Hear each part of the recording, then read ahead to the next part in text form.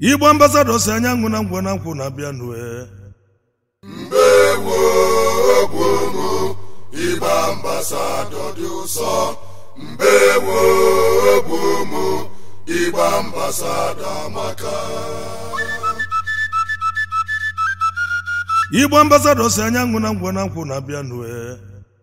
Mbewo ogbomo Igbo ambassador dị ụsọ. Mbewo ogbomo Igbo ambassador maka. Igbo ambassadors kachan. Ofori. Igbo ambassadors kachan. Ofori. Igbo ambassadors kachan. Ofori lefunanya. Igbo ambassadors club anyị je mọnụ. United Kingdom women is not woman. And you again no. And you bulu don't even when you even in the men United Kingdom Yakazulu of man. Unu enjoy for me. I can do don't even I asikunu ni non.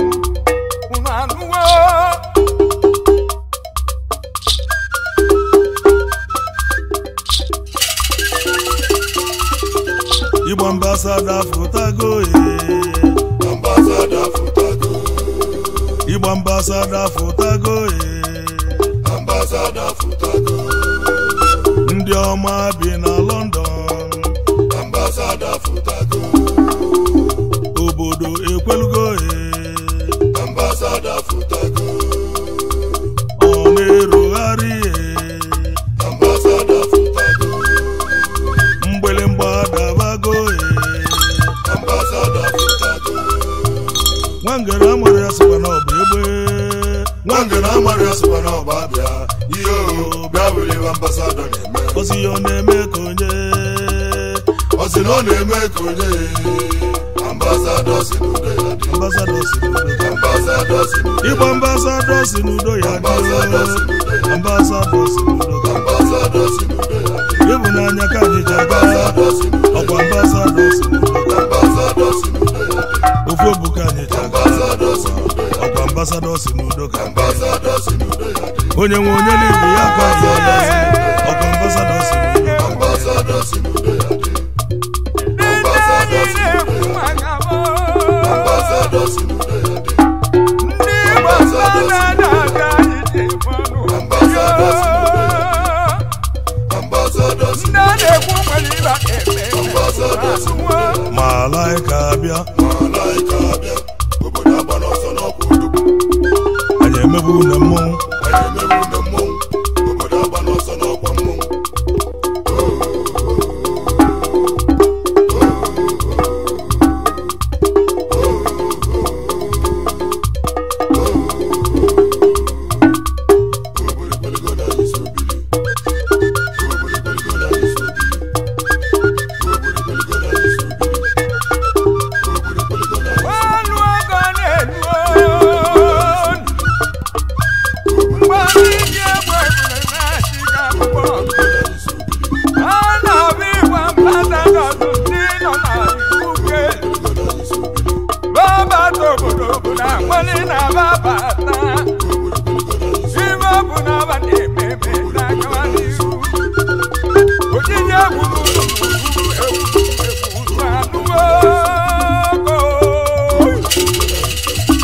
Igbo Ambassadors Club na United Kingdom.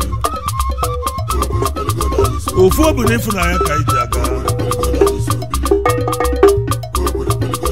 Onye nwe onye libi aka. Obodo ekwelugo na isobi. Promoting human values. Ọkwasa ka eji malụ unu. Promoting the integrity and the rich heritage of Igbo culture. Igbo Ambassadors Club of United Kingdom. Ndị ọma ya gazielu unu. Ade mụ na mgbagara ya mmadụ n'elu ụwa ma ọ tọ ya n'o.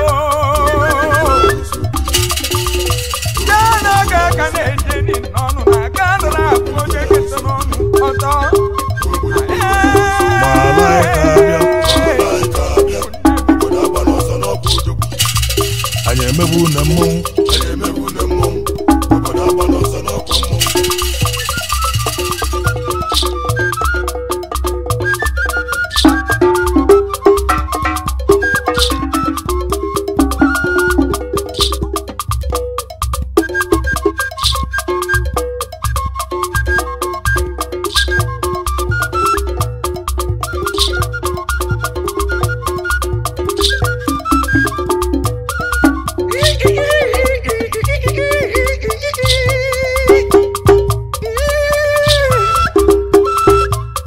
Ambassadors unu dị mma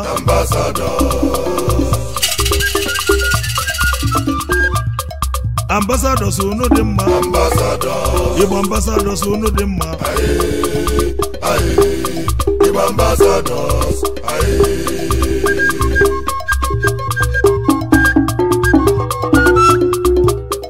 ambassadors unu dị mma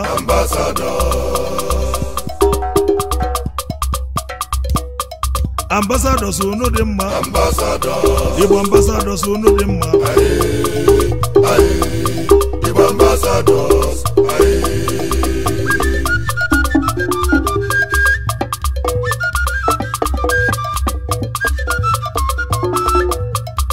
egwu oge na-egwu dike jeje mba nara egwu oge na-egwu dike jeje mba egwu oge na-egwu dike jeje mba n'ọgbọ egwu oge na-egwu dike jeje mba ambassadors egwu oge na-egwu dike jeje mba nara n'ama egwu oge na-egwu dike jeje mba egwu oge na-egwu dike jeje mba n'ọgbọ egwu oge na-egwu dike jeje mba maka na ejiri oge na-egwu onye uche egwu oge na-ebe egwu dike egwu oge na-egwu dike jeje mba maka na ejiri oge na-egwu onye uche egwu oge na-ebe egwu mmọnwụ egwu oge na-egwu dike jeje mba maka na ejiri oge na-egwu onye uche na-egwu oge na-ebe egwu igolo egwu oge na-egwu dike jeje mba maka na ejiri oge na-egwu onye uche na-egwu oge na-ebe egwu dike Igbo ambassadors ụmụ Igbo odogwu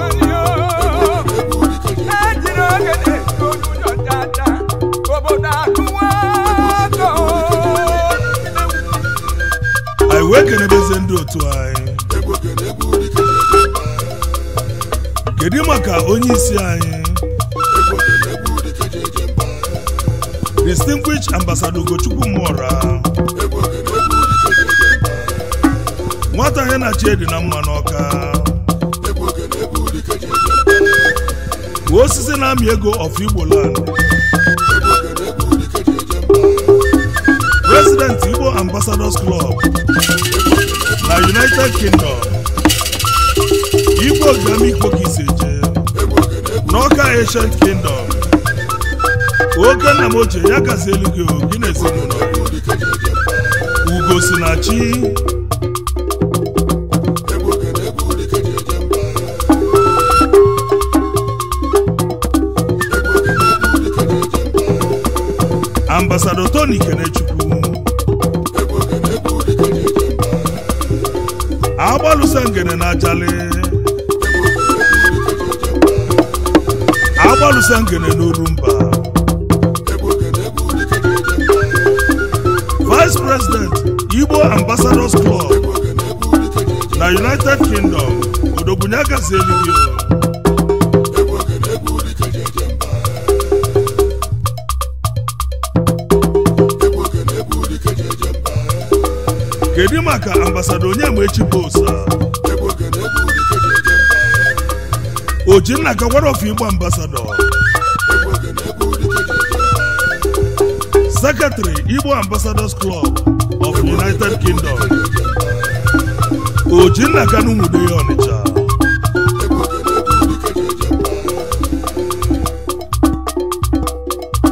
egwu oge na-egwu dike jeje mba anyị wee na-ekedekwe Ambassador Ugochukwu Egwuonwu egwu oge na-egwu dike jeje mba mmiri mmalụ ugo nke izizi na Anagụ egwu oge na-egwu dike jeje mba Assistant Secretary anyị Igbo Ambassador Club egwu oge na-egwu dike jeje na United Kingdom Odogbunya kasị eluigwe mmiri mmalụ ugo egwu oge na-egwu dike jeje mba egwu oge na-egwu dike jeje mba Ambassador Prince Uche Mekem egwu oge na-egwu dike jeje mba Omeka nne nke izizi na ụmụ njam n'Ihite Idembia Imo State, Treasurer Igbo Ambassador Club, United Kingdom, Omeka Neye Gazeligio,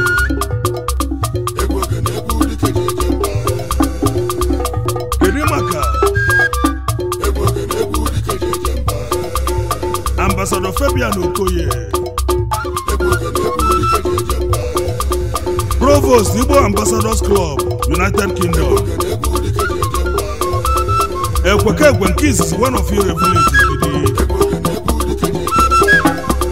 A man with golden heart. Ekweke Gwenyaga Seligio.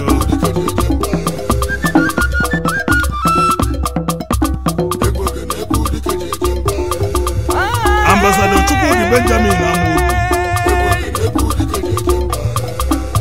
Onye Solo Obidi.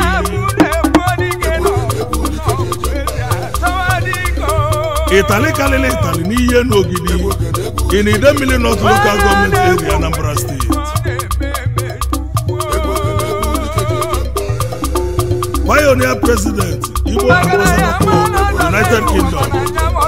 Italy Kalele Italy nyaga Seligio.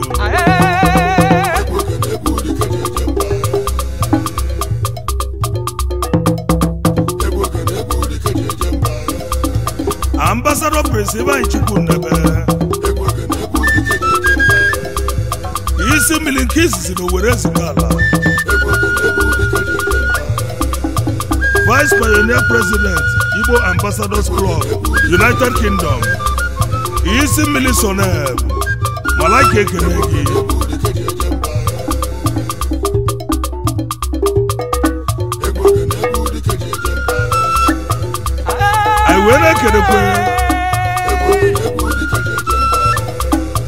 Ambassador Ndamdu Bamora Mbada Nyokenyi Ikabari Mbada Ebo Kaji Job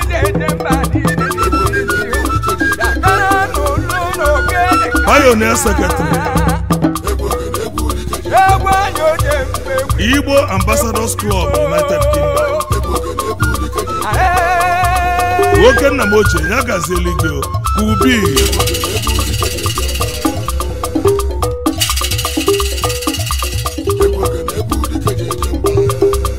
I wena kedekwe Ambassador Emeka Kutume Onye Ogazeli nke isisi na Bagana.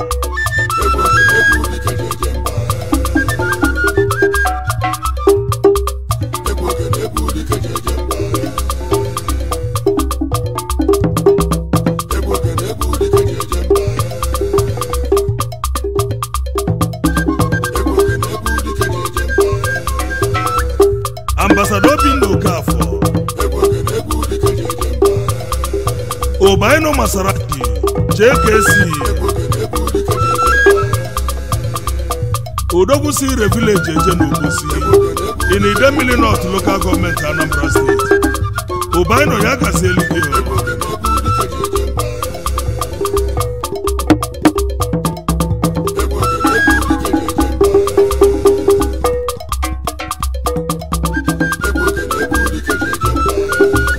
I went a kedekwe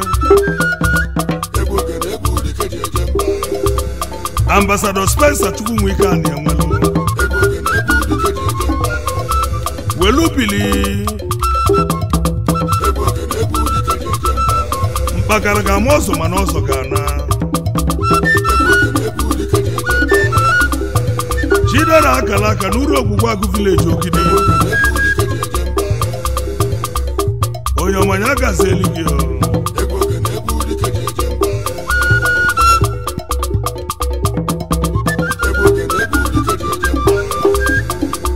Malaika bia obodo agba n'ọsọ n'ọkụ anyị emebu na mmọnwụ obodo agba n'ọsọ n'ọkụ mmọnwụ Malaika bia obodo agba n'ọsọ n'ọkụ anyị emebu na mmọnwụ obodo agba n'ọsọ n'ọkụ mmọnwụ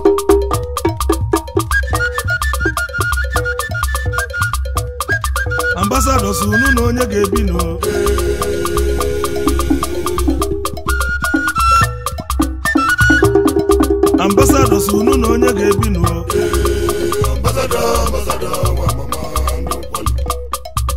ibu na nsogbu m ambasadọ ndị ọma njem ọnụ ofu obu ka anyị ji aga ibu n'anya ka anyị ji bili onye nwe onye ibe ya aka ambasadọ ndị ọma njem ambasadọ nwa Chinemelụ tere Chinedu ọfọdụile odogwu amụrụ na n'ọka amachala ka isi eje Chinwe ike ka mụ na-akpọ ambasadọ Chinwe ike kwese meyo na London onye ọmụlụ ike isi eje eji ike ka mụ na-akpọ ambasadọ Imanweke Akudo n'ụmụ Awolo nwana ya eze na London Remeka abịa Remeka Igbo ambasadọ ono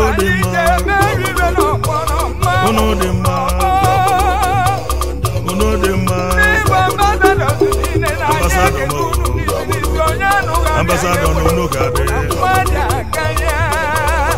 anyị wee na-ekerekwe ndị otu anyị maka na anyị buru ibu anyị bara ụba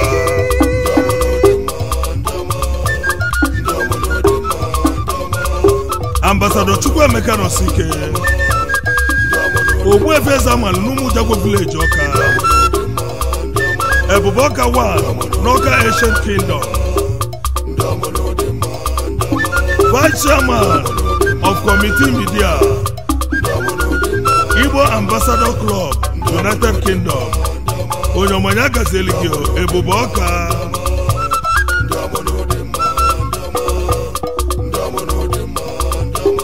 Ambassador Franklin Mmadụfọ Insurance Guru Itenga Ọbala Imo State ka isi eje ya gazeli gị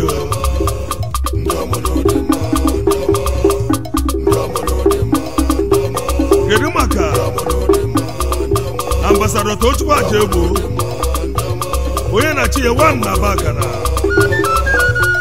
Abu Village Abakana ka isi eje ya gazeli gị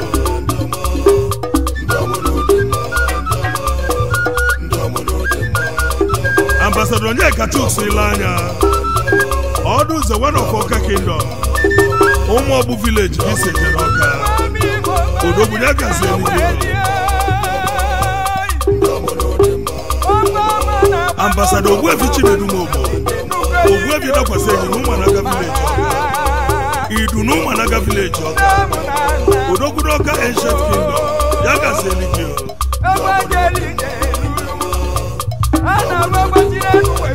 Ambassador Chukwuemeka Joseph Afụsị nwata ya na Chiedera ma warọpụ were ezigbo Orumba South Local Government Anambra State onye ọma ya gazeli gị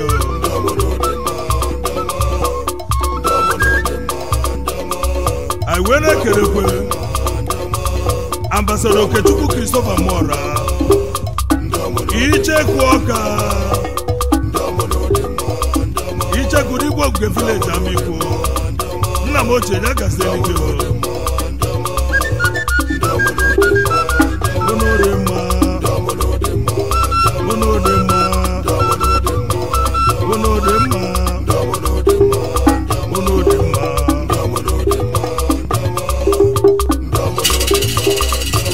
Ambassador Chukwudi Juda na-asọ Ndubili lụrụ one of Ekwuru Village Umoji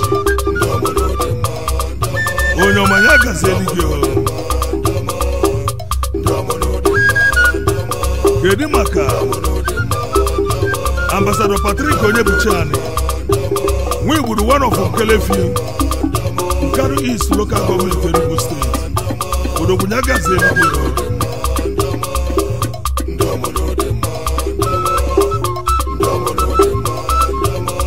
Ambassador Ken Agụmmadụ Igbo Mola na London Chinenye Eze na Ọka Kingdom onye ọma n'Ụmụbele Village Ọka ọmụrụ anya gazeli gị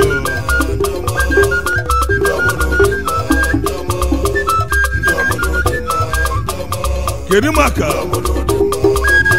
Ambassador Nelson Osuji Agaji Mba one of Ama Igbo n'ụmụ Ọtakwụ Ama Igbo Imo State onye ọma ya gazeli gị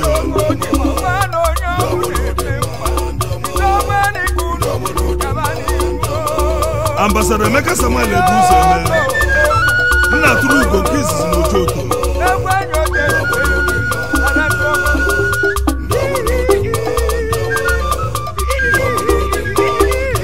anyị wee na-ekerekwe Ambassador Franklin Chimezi Osuji the Osinachi one of Owerri ọbata obi nke izizi n'ama Igbo Ancient Kingdom Nwangele local government Kiseje n'Imo State onye ọmanya kasị elige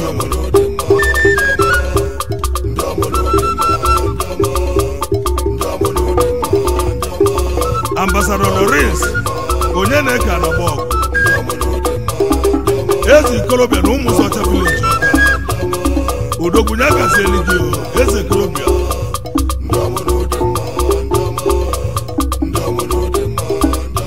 kedu maka Ambassador Chukwuemeka Peter Ochendo 1 n'ama Womogoro Abia State odogwunye kasị elige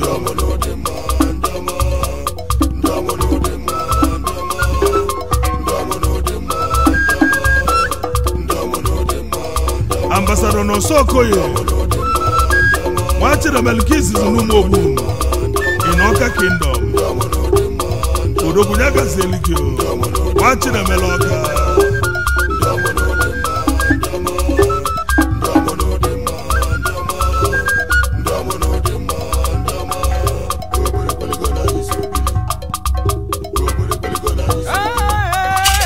kedu maka Ambassador Izuchukwu Donald Okafọ Male 100% obelago mana Enugu State kese odogwunye kasị elige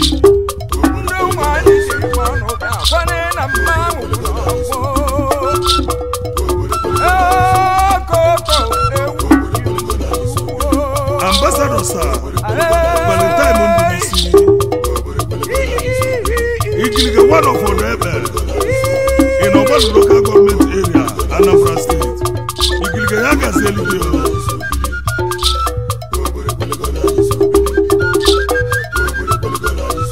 anyị wee na-ekerekwe Ambassador Sri Chinakwe odogwu 1 n'Ọtọlọkpọ onye ọmanya kasị elige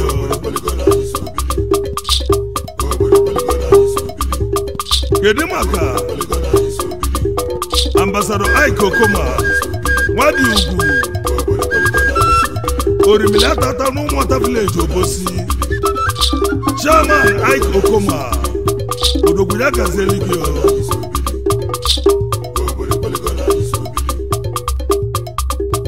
Igbo ambassadors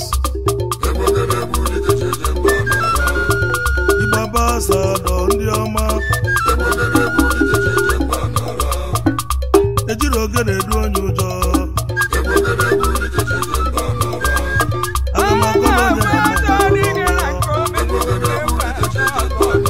ibe anyị na-eme n'Ikolobịa ka anyị na-eme na Igbo ambassador ndị ọma ofe obuka anyị ji aga Ambassador Chikumaka ka mụ na-akpọ onye ọma uru alọ ịdatọ Kiseje n'ụwa Tompolo onye ọma ya kasị elige Ambassador Evasi ole ka mma dike n'Igbo 1 dike n'Igabio eze amalisi ochi Abia Kiseje n'ụwa anyị ga-akọrọ onye na mmọnwụ nọ n'ọgbọ obi na Okoye ka mụ na-akpọ Chinyelu ude na-aba aga na odogwu n'isobiri Ambassador Godson Ibekwe Igagwu na 1 Ugbo Kiseje n'ụwa the London Ninja odogwunye kasị elige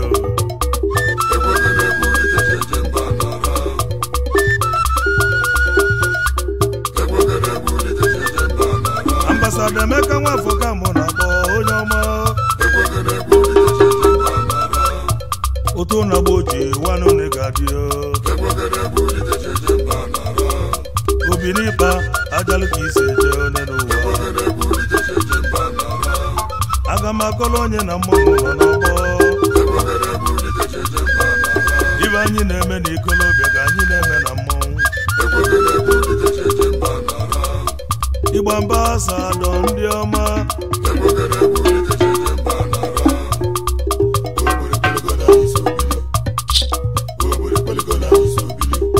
ka anyị kpọlitekwe ndị otu anyị maka na anyị buru ibu anyị bara ụba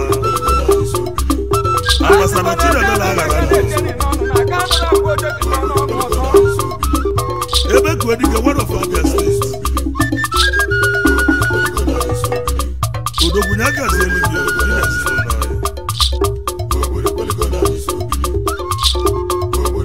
anyị were ekelekwe ambassador Emeka Egbono ọzọ Igbo ndụ from Mmerikedia Royal Family Okoha ihe ala local government Anambra State odogwunye agazi eluigwe ọzọ Igbo ndụ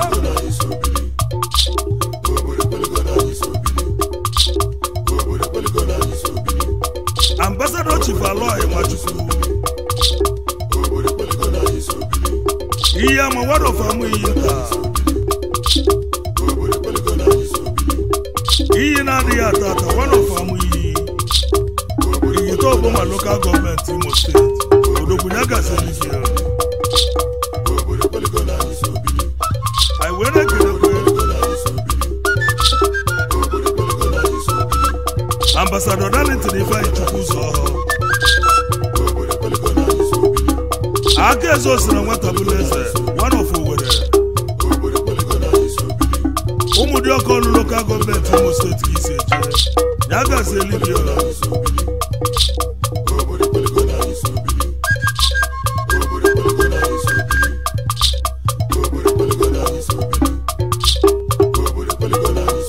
Ambassador Honorable Kelechi Onusoike